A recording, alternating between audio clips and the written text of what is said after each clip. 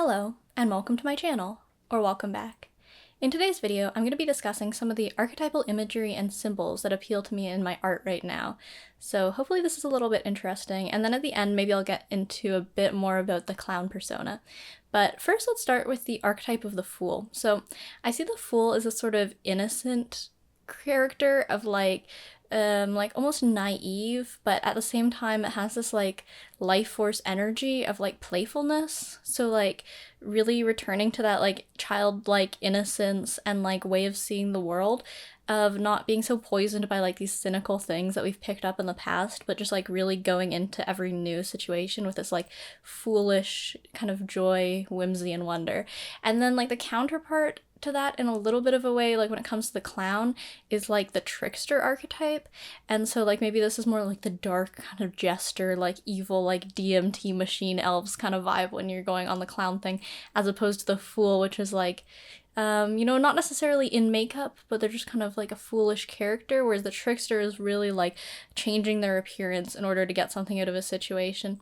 And so I think what the trickster does is like teaches us a lot of lessons by putting or creating different scenarios or situations that might almost feel like a little bit confusing, and like the trickster is the one who's in on the joke, so you as the person who's like interacting with the trickster, you don't get it exactly, but you're still learning a lesson from this interaction.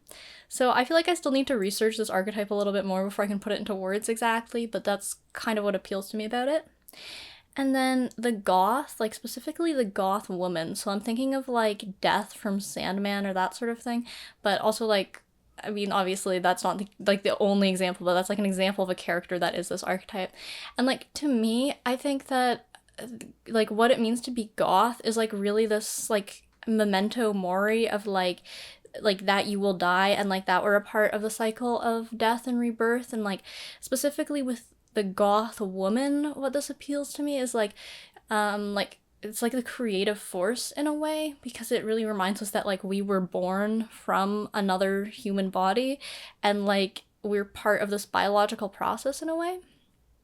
And then also it, like I find like again it's like similar to a clown, is like this theatrical sort of makeup, so it's like putting on an appearance. So like it's not like goths naturally have white skin, it's like they're putting on this paint to specifically send a message of like a reminder of like that we will die. Okay, and then the vampire, maybe this is like a little bit connected too, is like this darker side of like feminine sexuality and sensuality, of like and like a connection to the life force of like drinking blood, and like maybe this sort of thing that lives in the psyche of like it's sapping your energy, but it has like this alluring, like I feel like vampires are very hypnotic, so when you stare into a vampire's eyes, like they really can get you under their spell and make you do and think things that you wouldn't have otherwise. And then also, if you look at it from a Jungian perspective, I believe Marie-Louise von France talked about vampires as it's like a complex that's so split off from the conscious mind that you don't actually know what the complex is, but it manifests in these images of vampires. And then it also manifests as like this draining of your vital life force and energy. And then the wolf girl. So the wolf girl to me is like, yeah, the she-wolf of this like really powerful feminine sexuality and like the animal nature.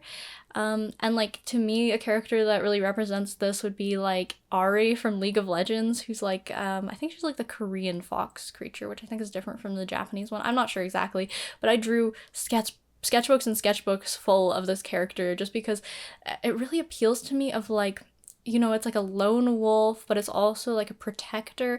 Like she raises her cubs, but she also doesn't necessarily like, have her male wolf by her side all the time. I did play this game growing up called Wolf Quest, like a lot, and I would just be like a she-wolf wandering around in the mountains. So that was like a very formative experience for me. And then, okay, cat girls. So I feel like this is like an innocent sort of like kitten-like sexuality almost, or like it's like almost is not just sexuality as well. Like there's another component to it as well of like like a non-sexual seduction of just like femininity. And it also, to be a cat is like to be really present in the moment. So it's like, you know, when you drop a cat, it doesn't like scramble around, like it falls right on its feet because it's so present in the moment. And like a cat's reaction speeds are so fast that like, and it sees things that you don't necessarily, like bits of dust floating in the air that maybe you're not looking at, you don't notice it, but you can see that cat is like locked in and noticing everything going on in the environment. So to me, the cat is really like presence in the current moment. Okay, and then the boy cat as like the kind of counterpart, because I feel like at least for me, I feel like I've heard so much of this like talk of like female sexuality when it comes to archetypes and symbols, but not so much about like male sexuality. So I think we're really familiar with like the concept of like a siren or that sort of thing, of like the seductive woman archetype, but I think we don't often hear about like kind of the male counterpart to that, of like, you know, I'm thinking of like the barbed genitalia of the male cat.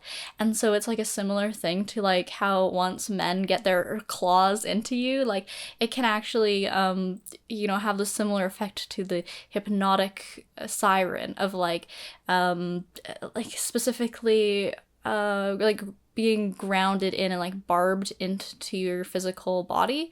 And like I feel like that's just like the way that male sexuality can operate sometimes, is like it's like, yeah, like almost like not necessarily violent is the word, but like maybe a little bit violent and weapon like. So I do have like this pair of earrings that has this like, it's a sword and it has a cat head at the top, and so then this is an image that I've used in quite a few of my drawings. So I really associate the male cat with like a sword or a dagger, weapon, and male sexuality. And then the bunny. So the bunny is like, I think again, like like a very sexual symbol of like, you know, like doing what rabbits do, you know, making a lot of babies and like just going at it all day. So I think that this is like a really much like again, like reminding you of your animal nature. And that at the same time, bunnies have like this association with the moon, and that like at nighttime, like I know that when I go on walks in my neighborhood, I see so many bunnies, and it's like almost the only time of day that I really see a lot of them, because during the morning it's so loud that you don't see them a lot. So like to me, it's kind of like this nighttime magical sort of character, and like yeah, like an association with magic, like a rabbit in a hat. And it's so very strongly tied to a magician, or like the symbol of a magician, of what like the magician creates rabbits. All right, and then the butterfly. So yeah, this is what I got on my shirt today. I don't know if you can, yeah, you can see a little bit. It's like and like the makeup too is butterfly vibes. The butterfly is like a symbol of transformation, of course, because like you have the cocoon and all that, but I think that it also represents a lot of other things too. So if you've maybe heard of like a dead loved one will appear to you as a butterfly, there's also the image of like Psyche that is represented by the butterfly. So again, it's like this feminine aspect.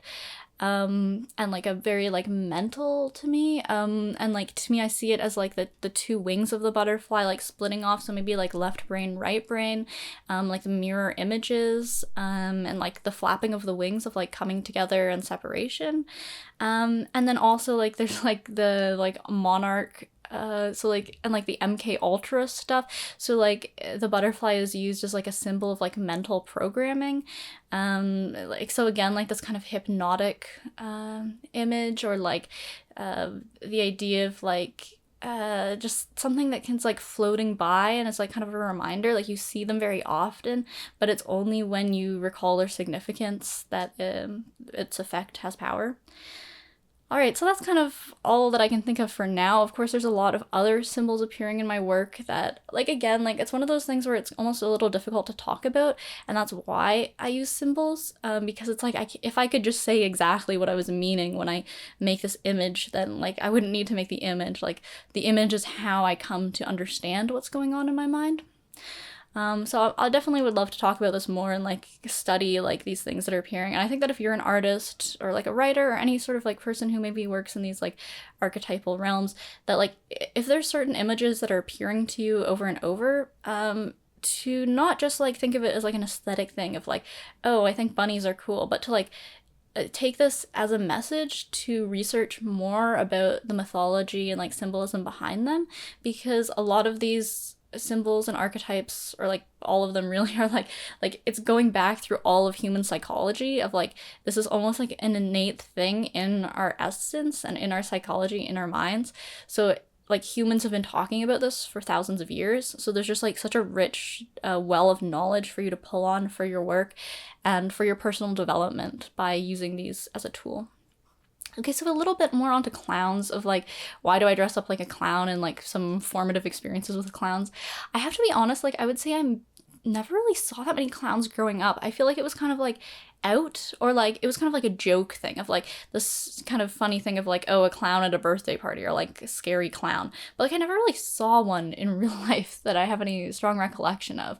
But definitely like the clown imagery. I remember maybe as a child, like reading Homestuck, where they have this kind of like Juggalo-esque and like the trolls, and like they're like horned trolls with like bright makeup. So it's like very much like a trickster archetype of like more on that side of like, yeah, like a troll or a joker, that sort of thing. So I'd say that was maybe like more of an experience with clowns. And like, yeah, Insane Clown Posse, I feel like I really got into them in like middle school age. And then maybe like a kind of a medieval interest. Oh yeah, like my childhood like fictional character crush was Cicero from Skyrim. So like that kind of like medieval jester sort of like almost like a bard of like, you know, they're like singing songs and dancing around. So I feel like that always really appealed to me, of like this kind of jester clown figure. And then like more recent experiences with clowns, I ran into this person who has a clown bimbofication fetish, and so then that helped me see the like erotic side of clowns, which like people think you're perverting a child's thing of like, oh, that's for a child's birthday party, why are you being a sexy clown? But actually I've started to see that there is like the sexual aspect in clowns. Which like, okay, if you look at the bright red nose, like it does look very reminiscent to like a ball gag. Which, okay, like that's a little bit perverted to say, but I'm just like, you have to see these associations. Like if it's such a similar image, they just naturally go together. And so I think that's really why the goth clown persona is working for me, just because like I see the goth with a white face paint and like what it stands for, this like memento mori, and then I see like the clown with, again, the white face paint and the essence of the fool, and I just feel like it goes so well together that it's like making these connections is like what helps me come up with ideas in my art, really. Alright, so I hope that this video was a little bit interesting to you and maybe gave you something to chew on about the images that appear in your own work. And thank you so much for everyone who submits questions to me. It really helps me get inspired to make videos, so I do appreciate it. So thank you so much for watching, and I hope to see you in the next video.